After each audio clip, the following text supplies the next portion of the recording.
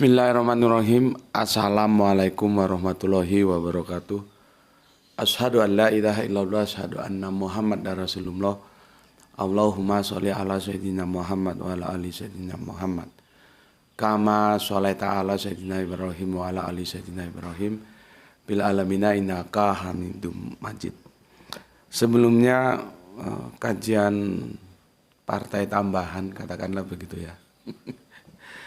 Partai utama kita kan di senja hari ya.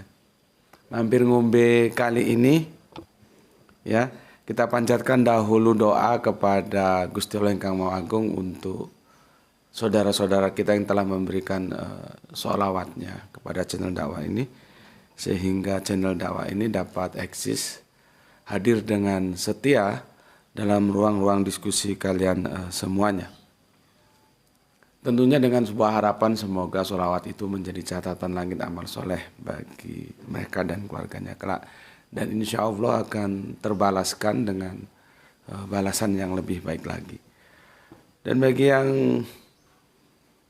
ada di mana-mana, di mancanegara, ya, di dalam negeri, ya, seluruh peor-peor terkasihku aku ucapkan terima kasih atas apresiasinya. Ya, semoga bertumbuh menjadi yang selalu always selalu tidak pernah never, menjadi yang anti skip dan anti download. Untuk yang berkenan silahkan di share link-link kajian dari channel dakwah ini ya, linknya. Jadi jangan diunduh, dipotong-potong terus kamu unggah sakarmu dewi ya, jangan semau-maumu sendiri. Sorry, karena dia nanti akan justru melenceng dari apa yang mau aku sampaikan ya, terjadi bias informasi dan itu kontraproduktif tentunya. Oke. Awal pekan ya, Isnin ya, sesuatu yang mencerahkan, matahari sudah mulai membagikan panasnya meskipun dingin masih begitu dominan ya. Tapi setidaknya keceriahannya sudah mulai tampak ya di duha yang indah ini. Tajuk dari mampir ngombe kali ini adalah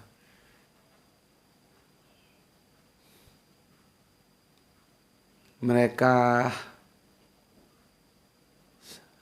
itu maksudnya anak-anak dari seorang bapak, di mana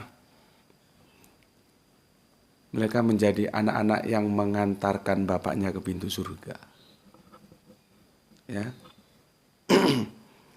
Oke, sebelum kita mendiskusikannya, aku akan bacakan dulu komen-komen yang masuk dari kalian semuanya dari mampir ngombe yang kemarin sebagai wujud apresiasiku, penghormatanku untuk kalian semuanya. Bismillahirrahmanirrahim.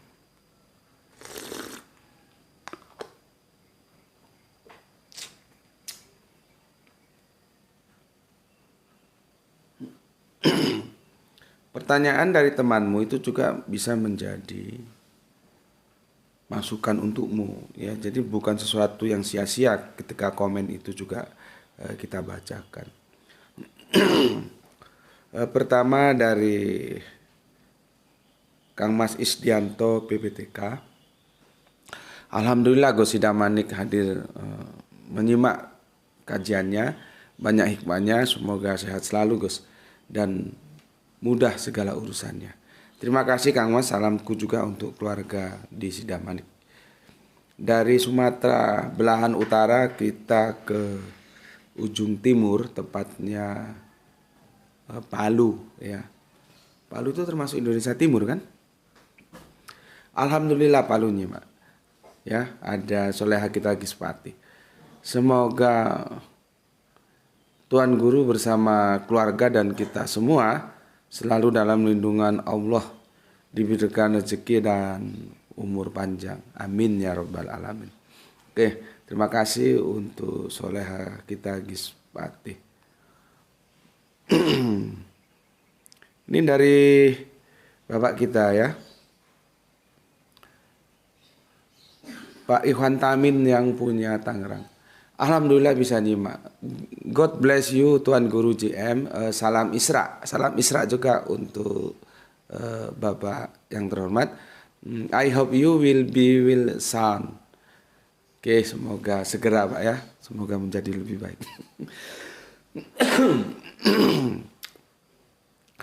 Assalamualaikum, waalaikumsalam warahmatullahi wabarakatuh. Biar jauh di mata, namun tetap dekat di hati. Kedekatan itu karena cinta, ya. Cintai Allah dan Rasulnya dan taati Allah dan Rasulnya. Oke ya. Jadi sesuatu yang karena cinta itu memang menjadi indah. Namun begitu juga kita akan tertarik dan itu hanya bisa didekati dengan kerangka berpikir filosofi. Ketika seorang filsuf wanita, Rabia Ad-Dawiyah, ya, dia berkata bahwa surga telah aku bakar dan neraka telah aku guyur. Sesuatu yang filosofis banget.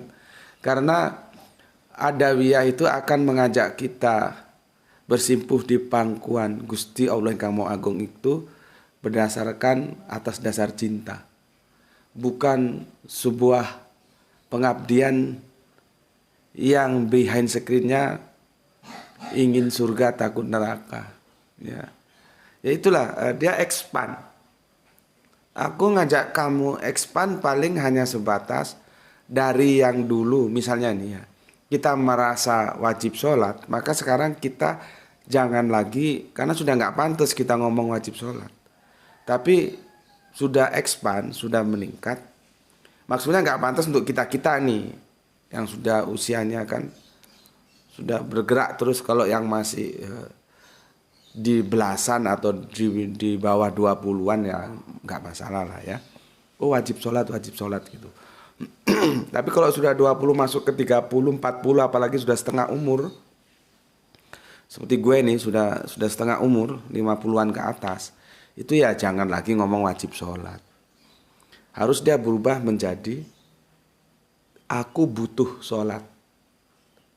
Jadi kewajiban itu berubah menjadi kebutuhan gitu. Nah, Rabia Ad-Dawiyah itu lebih tinggi lagi tingkatannya. Dia ingin peribadatan kita sebagai hamba kepada Gusti Allah yang Maha Agung itu bukan karena ingin surga takut neraka, tetapi karena cinta. Seperti yang disampaikan oleh Bapak kita, Bapak Ikhwan Tamin ya. Kedekatan itu karena cinta. Cintai Allah dan Rasulnya dan taati Allah dan Rasulnya. Gitu. Ya, maka Rabia Ad-Dawiyah mengatakan, surga telah aku bakar dan neraka telah aku guyur. Oke. Berikutnya Kang Mas Wahyu 72. Ini Kang Mas Wahyu mau bikin kejutan ini. Nanti kalau sudah dikirimkan kejutannya kalian tahu semua. Dia terkait dengan jargon kita Islam rasional. Jadi yang nggak punya rasio ya nggak usah kesini lah, di skip aja, dilalui saja dan cari channel lain. Ya, karena aku ingin yang ngaji di sini itu menjadi benar-benar benar. Enggak hahaha hohohi enggak mau aku ngaji gitu. Ya. Oke Kang Mas Wahyu, assalamualaikum. Waalaikumsalam. Brebes hadir nyimak Gus. Semoga kita muslim bahagia dunia akhirat. Amin amin ya robbal alamin. Sorry. Berikutnya ada bersaudara Gupron Wibi, Kang Mas Gupron Wibi. Assalamualaikum, waalaikumsalam. Kendal Kaliwungu hadir. Semoga Allah Subhanahu Wa Taala memberikan GM dan keluarga rizki, kesehatan dan umur yang barokah. Amin. Begitu juga semua kebaikan doamu tercurahkan untukmu bersama keluarga di Kendal. Salam Isra untuk semua keluarga di sana. Berikutnya Kang Mustafa Ibrahim yang punya Bulak Sumur Yogyakarta. Kajian mantap Gus. Jadi ingat ada yang jauh-jauh nyekar ke Korea daripada ke Malang. Salam Isra dari Yogyakarta. Iya Kang Mas. Aku nggak baca beritanya, cuman itu sekilas karena waktu ya. Aku lihat karena unggahan teman-teman. Kok bisa gitu ya? Nuraninya itu kemana? Gitu. Aku itu ngikuti perjuangan dia itu sejak dia tidak dianggap oleh Orde Baru. Aku ikuti terus itu gerak langkah. Dulu nggak begini dia. Dulu nggak begini. Dia kan dulu dipersona non gratakan sama Orde Baru. Itu pun dia masuk ke politik atas jasa baik seseorang yang akhirnya pecah kongsi seperti itu. Aku kadang-kadang kalau orang Jawa bilang ngelus dodo. Anak sendiri nggak diurusin anak orang lain jauh-jauh didatangi. Nuraninya itu loh. Aku nggak berbicara politik ya di sini. Itu urusan mereka yang lagi demen politik ya silakan. Tapi bukan gue kagak ngerti politik. Aku berbicara hati nurani saja. Saudara kami di Malang itu bukan 1-2 nyawa loh yang hilang dengan sia-sia seperti itu. Ya, ada kayak ucapan bela sungkawa atau apa kayak nggak ada. Nggak tahu aku nuraninya gimana. Sebagai seorang ibu itu nuraninya di mana? Makanya kami ini waktu itu menjelang khotbah menjadi tajuk yang viral adalah ketika gas air mata versus air mata ibu. Mereka cuma mau nonton bola, gitu loh. Kalaupun ada sedikit katakanlah kisruh itu bahasa Jawa, bahasa Indonesianya apa ya?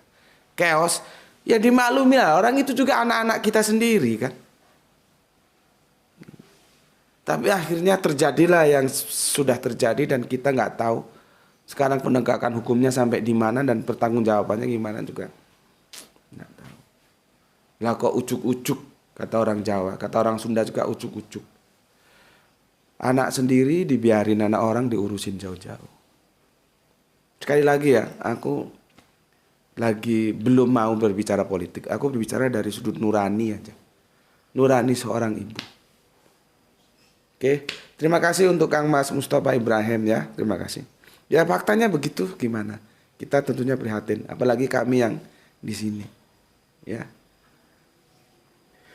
Berikutnya ini Sam Irfan Al Akbar. Semoga Gus Muti diberi kesehatan selalu, menyimak di hari Ahad yang cerah sambil nyuci baju sendiri. Oh mantap itu. Ya. Masih dari Kerinci Jambi. Oke, semoga kamu juga selalu dalam perlindungan Gusti Allah Ingkang Maha Agung. Begitu juga terhadap tim kerjamu ya. Karena kita tahu Sam itu bahasa proklamnya Malang, dibalik Mas jadi Sam. Sam Irfan Al Akbar ini pekerja yang bangunan-bangunan yang bisa dikatakan bangunan-bangunan kelas berat ya. Jadi diusahakan kecelakaan kerja itu seminimal mungkin. Makanya kami kalau di teknik itu ada mata kuliah keselamatan kerja. Itu ada mata kuliahnya sendiri. Ya. Oke, nuwus, matur nuwun ya untuk Kang Mas Irfan Al Akbar, nuwus. Berikutnya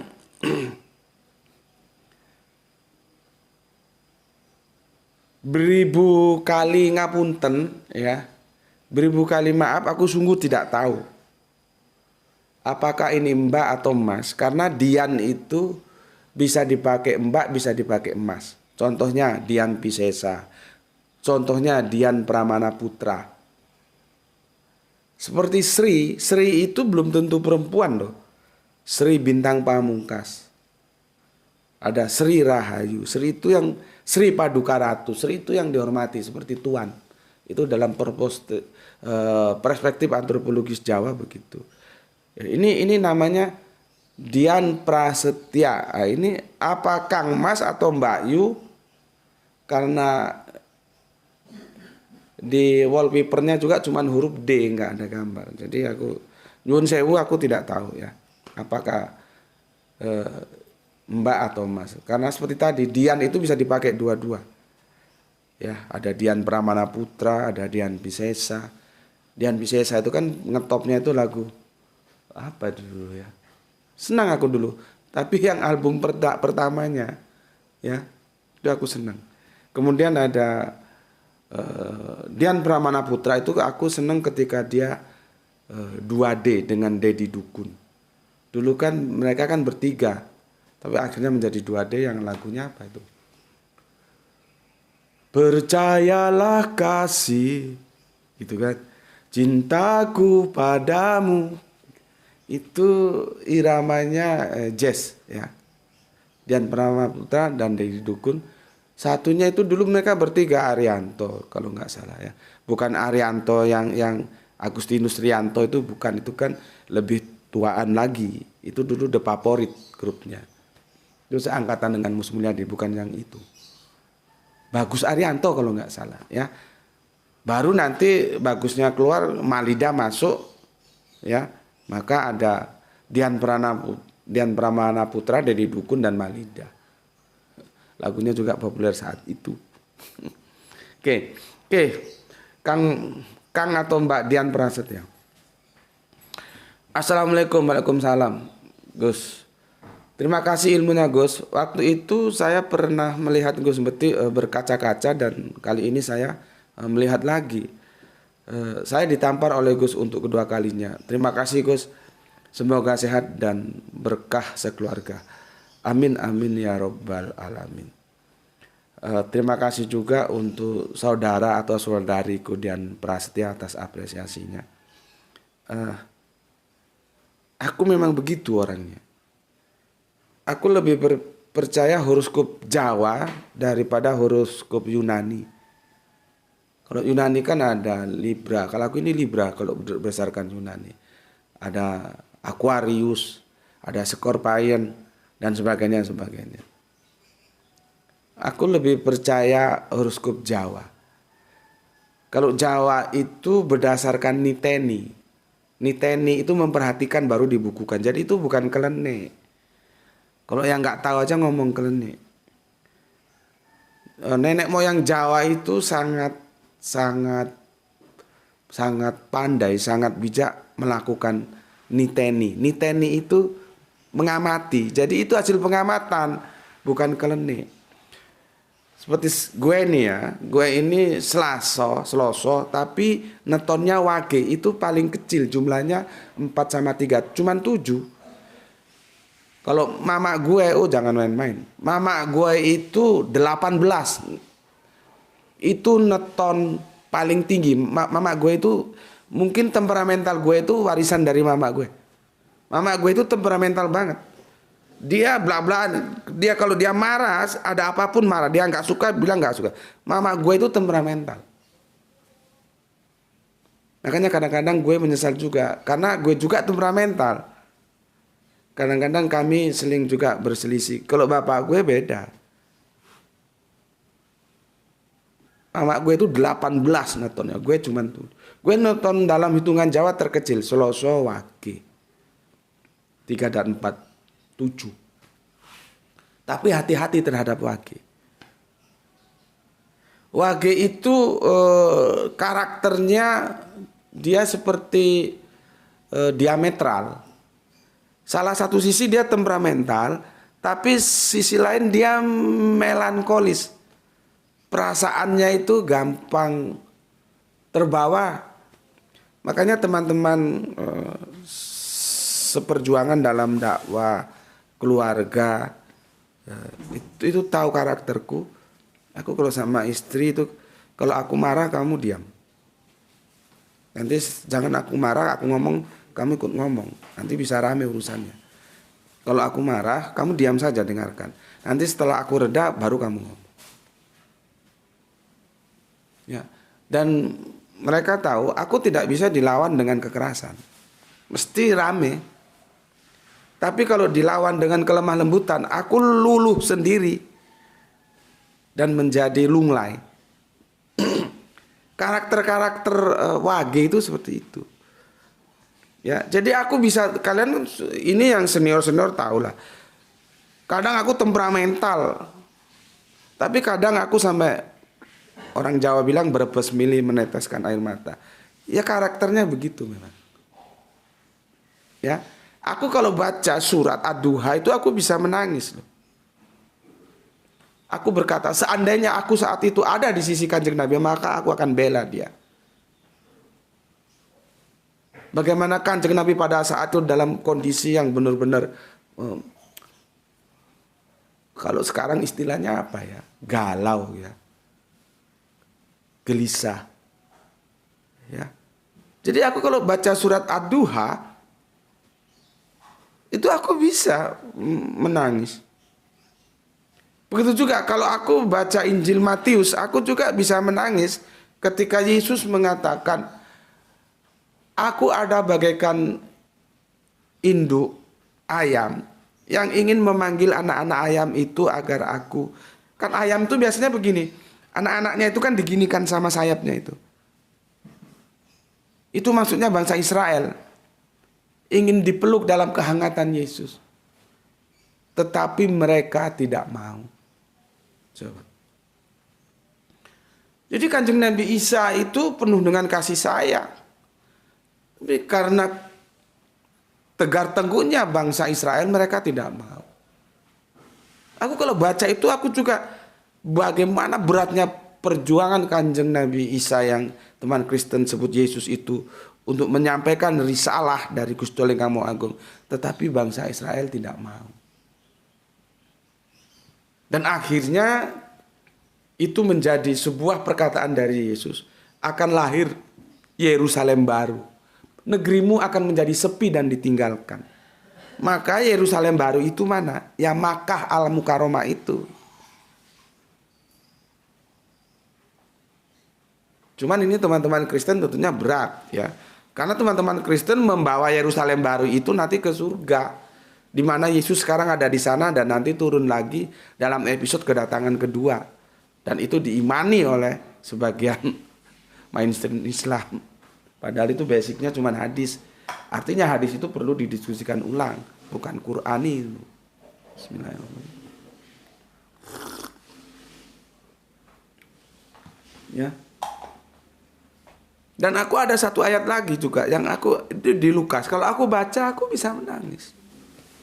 Itu. Ya. Ini cuman aku sampaikan ke kalian ini supaya yang Islam juga tahu, yang Kristen juga tahu. Jadi yang Kristen yang mulutnya seperti anjing-anjing itu supaya tahu. Aku itu meskipun Islam, tapi kalau membaca Bible itu dengan sepenuh hati. Tidak mungkin aku bisa meneteskan air mata kalau aku tidak sepenuh hati membacanya. Jadi kalau ada perbedaan cara pandang kita itu wajar saja. Ini kan akademis. Bukan berarti aku menghina, menghujat, enggak. Berkali-kali aku diserang ketika aku sampai ada pendeta. Padahal pendeta itu teman sendiri. Ketika aku memaparkan sebuah kajian, Yesus itu disalib telanjang. Kok aku difitnah Gus Beti menghina Yesus. Menghina ndasmu apa? Pendeta kok goblok. Katanya sudah sekolah teologi. Aku itu memaparkan sudut pandangku, bukan menghina. Karena tidak mungkin aku menghina Yesus. Itu dilarang dalam agamaku. Menurut sudut pandang yang aku pelajari, Yesus itu disalib telanjang dan aku by data. Ya datanya aja dibantah. Jangan terus bikin video Gus Beti menghina Yesus. Itu kan pendeta goblok. Aku kalau jadi jemaatnya tak suruh pergi, tidak mau ikut pendeta seperti itu. Ya. Jadi gitu Kang Mas atau Mbak Dian Prasetya ya. Aku bisa temperamental dan bisa melankolis. Itu karakter wage seperti itu. Ya seperti itu. Itu wage juga itu. Jawa ketemu Belanda. Jadi namanya Wage Rudolf Supratman. Yang ngarang lagu Indonesia Raya. Oke, terima kasih untuk Kang atau Mas atau Mbak Yu atau apalah aku kurang tahu nih. Dian Prasetya, terima kasih atas apresiasinya.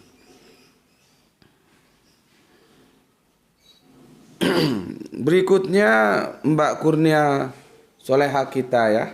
Nggak tahu panggilannya Kurnia, Nur atau Huzaifa. Nama yang bagus, yang indah.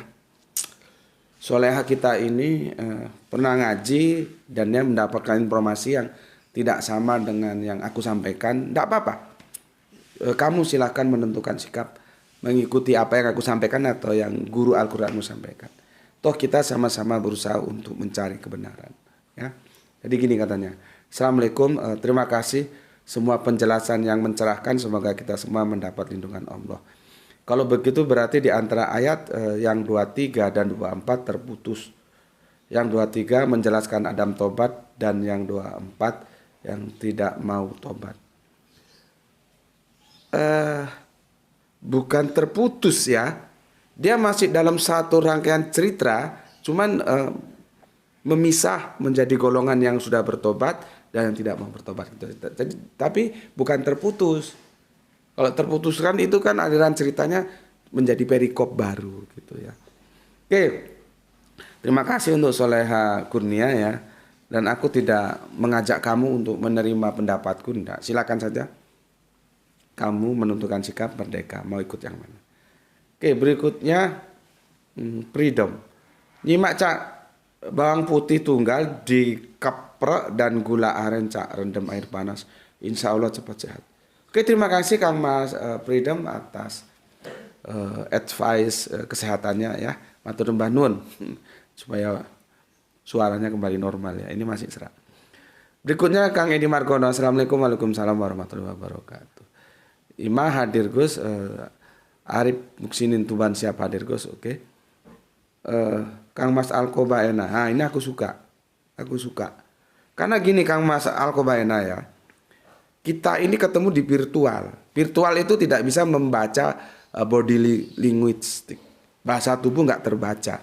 Jadi aku membaca apa yang literasi tertulis saja. Makanya jadinya seperti itu ya. Dan kamu termasuk bagus karena kemarin lalu ada cewek gitu, aku usir dari sini. Aku sudah jelaskan Al-Quran bilang begini. Dia bantah pakai pendapat ulama lah, pakai pendapat kiainya lah. Makanya aku bilang, kamu kalau gitu pergi aja, nggak usah ngaji di sini.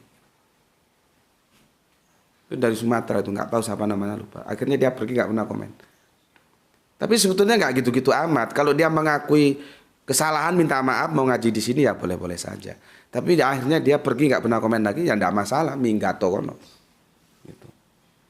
Jadi nggak bisa kalau ngaji sama aku baperan, nggak bisa. Karena aku orangnya juga nggak bisa ngemong. Ngemong itu apa ya? Nggak tahu bahasa Indonesianya apa. Aku mesti belak-belakan kalau ngomong. Ya, dan kamu bagus, kamu tidak ngambek kata orang Jawa, tidak merajuk kata orang Sumatera.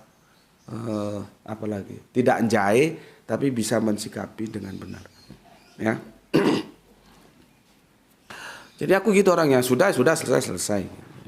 Oke, terima kasih Tuan Guru dengan pencerahannya. Salam Isra ya.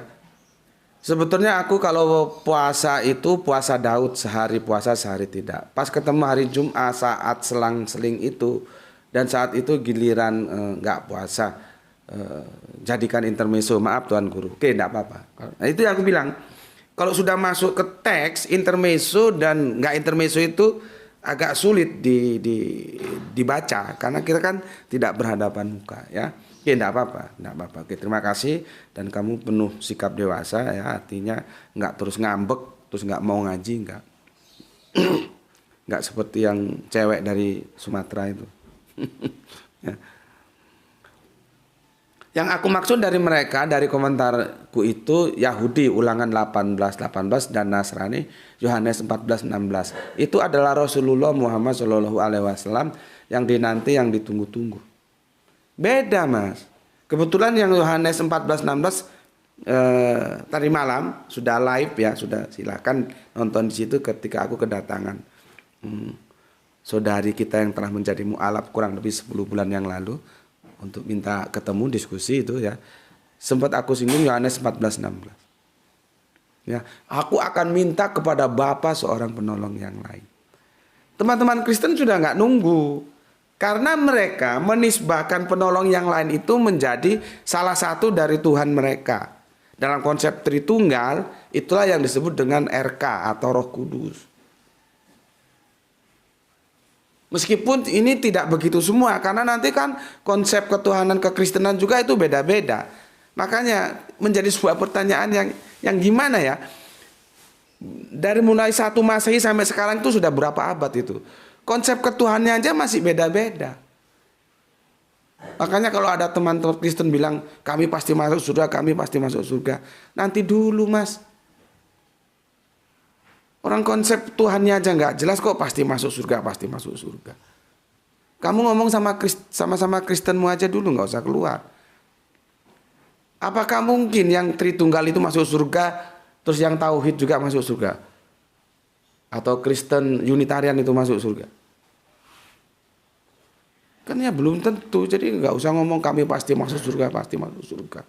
Surga dari Hong Kong apa? Nah, yang aku bacakan Kristen mainstream. Meskipun aku pernah berbicara dengan salah satu kelompok Kristen, tapi mereka studinya ke Australia sana. Ya, mereka masih mencari. Aku bilang, kalau aku nggak mencari, dalam Islam sudah jelas siapa penolong yang lain, yaitulah Kanjeng Nabi Muhammad. Gitu. Cuma kan kita bicara yang mainstream. Yang mainstream Kristen itu ya Tritunggal, itu fakta yang nggak bisa dibantah. Mau di statistik jumlahnya juga berani, mesti yang banyak yang Tritunggal. Nah, dalam kekristenan Tritunggal, karena ini pernah Arimatea melakukan perdebatan, ya, di mana Dr. Octavianus, itu rektornya Institut Injil Indonesia, mengatakan siapa seorang penolong yang lain itu, ya, pada waktu itu dia didampingi oleh Kang Mas Stepri Lumintang, ganteng orangnya dari Manado. Pada waktu itu dia masih master. Ya. Itulah yang kami terima sebagai Roh Kudus. Jadi Kristen sudah nggak nunggu lagi. Kalau Yahudi masih menunggu karena Mesias Yesus itu mereka tolak. Ya, ini memang nggak bisa dibicarakan begini selesai enggak. Tapi enggaknya kamu sudah punya gambaran lah ya, sudah punya gambaran. Jadi kerangka berpikirmu yang kemarin itu salah, ya, karena Kristen itu sudah nggak menunggu. Disitulah nanti perdebatan kita dengan Kristen. Ya, seorang penolong yang lain itu sebetulnya siapa? Gitu, ya. Jadi sampai sekarang yang masih menunggu itu Yahudi. Nanti masuknya ke eskatologi, cerita akhir zaman. Digoreng dalam Islam Dajjal. Dajjal kuwi apa? Digerain Dajjal itu satu makhluk, di sini ada tulisan kafir, ada. Itu kan dongeng itu. Aduh, ruwet meneh. Ruwet. Kalau orang tidak bijak memisahkan mana dongeng, mana ajaran agama. Ya. Itu komentarku. Ya, terima kasih atas apresiasinya untuk Kang Mas Alkobaena, ya. Nah, ini kan sebagai bukti. Kemarin kan ada yang bilang, Gus Beti coba kolaborasi sama YouTuber lain. Aku bilang enggak segampang itu.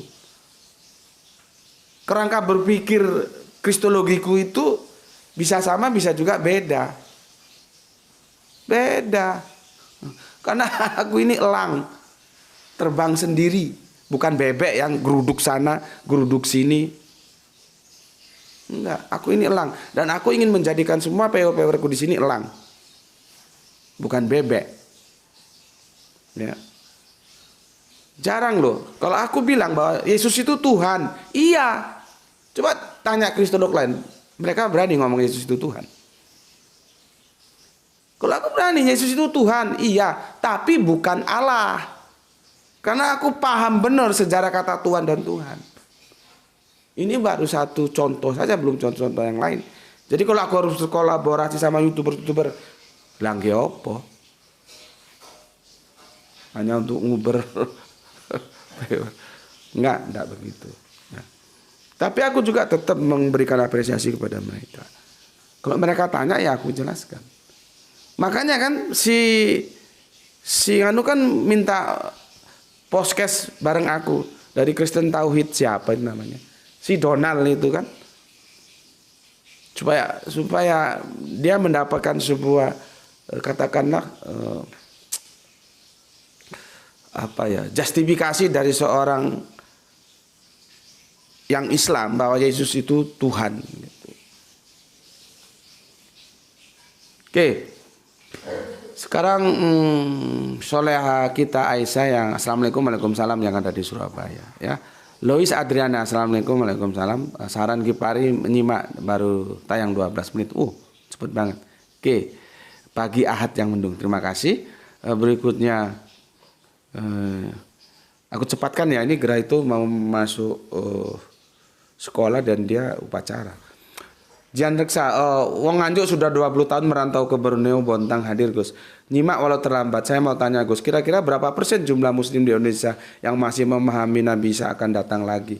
Jumlah kasarnya aja Gus, salam Isra semua, 90%. Tugas kita untuk mendidik yang 90% ini. Supaya mereka tidak lagi mengimani sesuatu yang itu menjadi fundamental iman dari saudara Kristen kita. Maka kalau bertanya persen 90%, kamu masuk ke pondok-pondok pesantren. Masih percaya saja nanti Kanjeng Nabi bisa mau turun lagi. Padahal itu tidak didukung oleh pernyataan Al-Quran. Itu hadis. Sementara hadis itu bisa terkoreksi karena dia tidak absolut. Gitu. Makanya kalau channel ini tidak populer, bagaimana mau populer? Orang dia menghajar pemikiran-pemikiran yang mainstream. Ketika semua orang bilang Kanjeng Nabi bisa turun lagi dan aku bilang tidak. Jadi tugas kita untuk memberikan edukasi kepada yang 90% ini. Itu akidah saudara kita Kristen, ya sudah kita hormati saja. Jangan kamu ambil menjadi bagian dari akidahmu. Bahkan ada yang menyerang katanya kalau nggak percaya Yesus, Kanjeng Nabi Isa turun lagi kafir. Wah, kan jadi berabe urusannya. Ini nggak ada urusan kafir sama iman. Ya, oke, Kang Mas Janeksa. Bang Boy hadir Gus, salam Isra, salam Isra juga. Ngelulu itu bahasa daerah mana Gus? Soalnya saya baru dengar ngelulu. Kalau saya dengar dari penjelasan Gus Beti mungkin sama dengan bahasa satir Gus. Seperti yang aku sarankan, kalau lihat videoku jangan satu video selesai. Kalau dia berseri harus seri awalnya diikuti. Coba Bang Boy ikuti dulu seri awalnya, karena ini seri yang kedua kan tentang ngelulu itu. Ketik ngelulu nanti kan keluar. Ya, itu kalaupun bagaimana itu akan membantu Anda untuk memahami apa itu ngelulu. Kalau dibilang satir itu mungkin terjemahan yang terdekat, tapi tidak pas juga dengan satir. Ya, satir itu tidak punya tujuan untuk menghalangi agar dia tidak melakukan itu, tidak. Satir itu hanya menunjukkan bahwa pendapat lu salah lo. Jadi beda, tapi tipis bedanya. Makanya kemarin ketika Kang Mas kita dari Yogyakarta mengatakan ngelulu itu istidrat, ya itu menurutku terjemahan yang terdekat. Artinya tidak pas karena beda Mas. Bahasa itu rasa, jadi beda. Aku sebagai orang yang Jawa, ngelulu itu tetap aja beda. Itu masuk ke rasa. Jadi aku tidak mampu untuk menjelaskannya dalam kata-kata. Ya. Tapi kalau dibilang satir itu mungkin yang terjemahan terdekat gitu ya. Oke, terima kasih Bang Boy, El Diablo, ya. Atau mungkin Kang Mas bisa lihat komentarnya Kang Mas Edi Margono yang dari Yogyakarta. Dia menerjemahkannya istidrat. Ya. El Diablo, nyimak sambil bersepedaria. Oke, terima kasih Kang Mas Didi. Bersepedaria berarti pakai headphone ya, sambil sepeda. Dengar suaranya doang, nggak apa-apa, silakan aja. Nyimak Gus, terima kasih Kang Mas Didi. Hari Sunanda, terima kasih jempolnya. Budi 99 hadir, oke. Kang Suratno Eko, semoga sehat selalu bersama keluarga di Madiun ya. Ini saudara Kristen kita. Adam banyak manusia laki-laki, Adam bukan manusia pertama, menghargai saja pendapat Gus Subandi. Oke, matur numbah nuwun Kang Mas Suratno Eko. Oke. Aku sudah bacakan semua, sekarang kita masuk ke dalam tajuk kita pagi ini. Ini begini. Bismillahirrahmanirrahim. Kemarin waktu di Solo Tigo, aku ketemu dengan Ketua Arimatea yang baru. Jadi sekarang pusat Arimatea kembali ke Jogja. Dulu pernah di Jogja, terus Jakarta, terus Jogja terpilih, terus Malang terpilih. Malang itu sebetulnya munasnya sudah lama, tapi kan terhalang karena kita sedang ada wabah, bukan wabah nasional tuh ya, wabah internasional. yang menggegerkan jagat ya.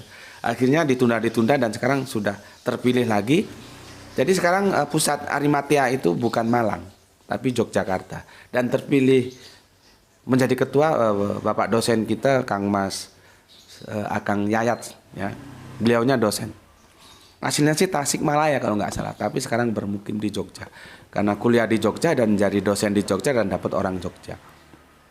Jadi gini, beliaunya itu kan ngisi kajian kemana-mana gitu ya, ngisi kajian. Dan beliaunya tentunya lebih perfect lah ya. Memang akademisi kan, jadi nggak seperti aku gini, nggak, lebih perfect. Ada Pak Tua yang percaya banget sama beliaunya. Orang-orang awam itu kan begitu, dia sulit percaya, tapi ketika dia percaya pada sosok pribadi itu tanpa reserve. Pak Tua ini sudah sepuh, diceritakan di situ, ingin mewakafkan tanahnya, dan dia bilang, kulo dalam bahasa Jawa ya, kulo percadose kali Ustadz Yayat. Saya percayanya sama Ustadz Yayat, sama yang lain-lain dia nggak mau. Jadi dia akan mewakafkan sebidang tanahnya itu di daerah Gunung Kidul Yogyakarta sana, itu 1 hektaran atau gimana gitu.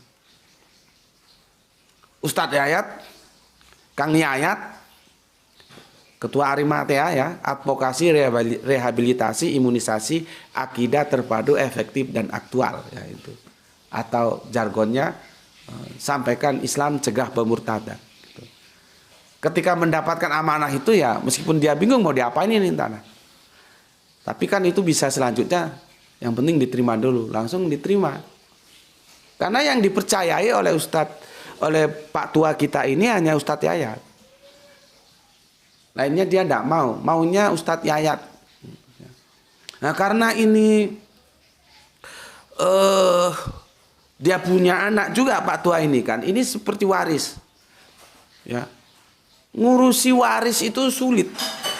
Banyak kalian kalau dapat wakaf itu waris atau beli tanah waris itu ekstra hati-hati. Supaya nanti di belakang harinya tidak terjadi gugat menggugat dari mereka anak turunnya. Ya. Untuk mengantisipasi gugat menggugat itu supaya tidak ada, maka Kang Yayat ini menemui putra putri dari Bapak Tua kita ini yang ingin mewakafkan tanahnya. Kalian tahu, di sebidang tanah yang hampir 1 hektaran itu katanya, daerah Gunung Kidul sana masuk, itu tumbuh pohon jati loh. Dan itu pohon jati kabarnya ditanam tahun 40-an atau gimana gitu. Jati itu semakin lama, semakin tua, semakin mahal. Otakmu nggak usah ngurus berapa harga tanahnya, urus saja berapa harga jatinya itu.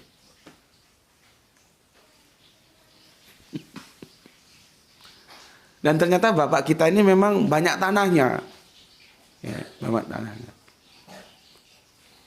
Kamu urus, nggak usah nilai tanahnya, nilai pohon jatinya yang ada di atas tanah. Berapa nilainya? Dan itu jati tahun 40-an di tanah. Dan jati itu semakin tua semakin mahal. Nggak tahu berapa harga per kubiknya sekarang. Nah, ketika Kang Yayat tanya, lah niki Kang Yayat itu ya dia orang Sunda tapi karena tinggal di Jogja, kuliah di Jogja, ngajar di Jogja, dapat istri orang Jogja ya bisa bahasa Jawa halus, bisa, cuman dialeknya kentara bahwa dia bukan orang Jogja. Tapi ngerti, bisa berkomunikasi. Lah niki jatine pripun, Mbak? Dan ini pohon jatinya bagaimana, Mbak? Wes kabeh. Jadi semua kabeh itu semua dikasihkan. Cuman mbahnya minta satu syarat. Masjidnya harus dibangun ya menggunakan soko. Soko itu tiangnya itu mungkin di bagian dari tiangnya itu ya menggunakan pohon jati dia. Itu permintaan Simbah. Jadi tanah diwakafkan, jatinya juga disekaliankan. Tanpa reserve. Kayak no kabeh, kasihkan semua. Ya. Nah, seperti tadi yang aku bilang, akhirnya Kang Yayat menelisik dari satu anak ke anak yang lain, ke anak yang anaknya berpenjara, ada yang Semarang kemarin katanya didatengin, yang dikabarkan ya disampaikan seperti apa yang bapak ini sampaikan, bahwa ayahanda akan mewakafkan tanah itu. Bagaimana menurut Anda? Gitu. Nah, ini juga pelajaran untuk kita bersama. Aku ulangi lagi, kalau kalian dapat wakaf waris atau beli tanah waris itu harus diurut supaya nanti nggak rame di belakangnya. Sekarang ini kan kalau sudah masuk ke pengadilan nggak ada yang benar, nggak ada yang salah. Yang ada itu siapa yang kuat membayar pengacara, gitu loh. Ya, apalagi masalah tanah itu kan. Tanah itu sejak dahulu kala, sejak zaman era perjanjian lama, sejak zaman Musa, itu sudah diwanti-wanti. Maka ada larangan di kitab Musa, kitab Torah. Torah itu artinya hukum. Jadi kalau orang bilang hukum Torah itu salah. Karena Torah sendiri itu artinya hukum. Jadi Torah Musa itu hukum Musa. Hukumnya Gusti oleh Kamu Agung yang disampaikan lewat Kanjeng Nabi Musa. Nah, itu otak harus cerdas membacanya. Dalam Torah itu dilarang menggeser batas tanah. Bayangkan, sejak zaman Kanjeng Nabi Musa, sejak zaman Yahudi sudah diperingatkan. Jangan menggeser batas tanah, karena nanti bisa jadi masalah. Dan bagi Jawa, dalam budayanya itu mereka takut. Bagi yang ngerti, pantang berebut masalah tanah dan apalagi menggeser batas tanah. Karena nanti kalau mati itu, ketika mau dimasukkan itu mayat ke liang lahat itu, nggak pernah cukup, kurang panjang.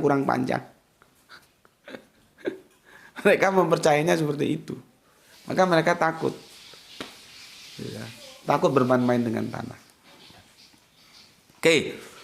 Setelah Kang Yayat menjelaskan, mendeskripsikan kemauan bapaknya, apa jawaban anak-anaknya? Kula nggih setuju mawon niku sing dados keinginan bapak nggih kula setuju mawon. Aku bahasa Indonesia kan. Kalau memang itu yang menjadi keinginan bapak, saya setuju. Dan semua anak-anaknya memberikan jawaban yang sama. Saya sebagai anak setuju kalau itu memang keinginan bapak. Coba, indah sekali kan? Maka tajuk kita nanti kita kasih judul, anak yang menghantarkan bapaknya ke pintu surga. Jadi semuanya anak-anaknya itu didatangi oleh Kang Yayat dan mereka setuju. Dan gak banyak cincong, gak banyak ABCD, gak. Pokoknya kalau itu bapaknya yang berkeinginan dan itu di jalan dinullah, di jalan Allah, mereka setuju.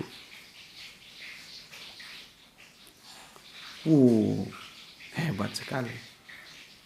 Mereka mendukung. Ini adalah anak-anak yang mengantarkan bapaknya ke pintu surga. Cerita di sini masih biasa. Aku masih menganggapnya itu tidak istimewa. Ketika cerita itu disampaikan ke aku, sebetulnya pada waktu itu mau aku videokan supaya Kang Yayat langsung yang menceritakan. Cuman pada waktu itu di Salatiga terjadi PLN-nya mati, jadi lampu nggak ada, nggak bisa shot. Seandainya PL-nya hidup, lampu bisa shot, aku shot gitu. Ya, karena asik kalau Kang Yayat yang menceritakan asik bagaimana dia bilang dalam bahasa Jawa makrot Sunda. Bahasanya Jawa makrotnya Sunda. Dan kula niku nggih setuju mawon. Gitu ya. Sampai cerita di sini aku masih biasa-biasa saja, tidak istimewa bagiku. Meskipun itu bagus seorang anak menghantarkan bapaknya ke pintu surganya Allah. Ya. Yang menjadi luar biasa ketika aku tanya berikutnya, itu anak-anaknya itu jadi apa sekarang?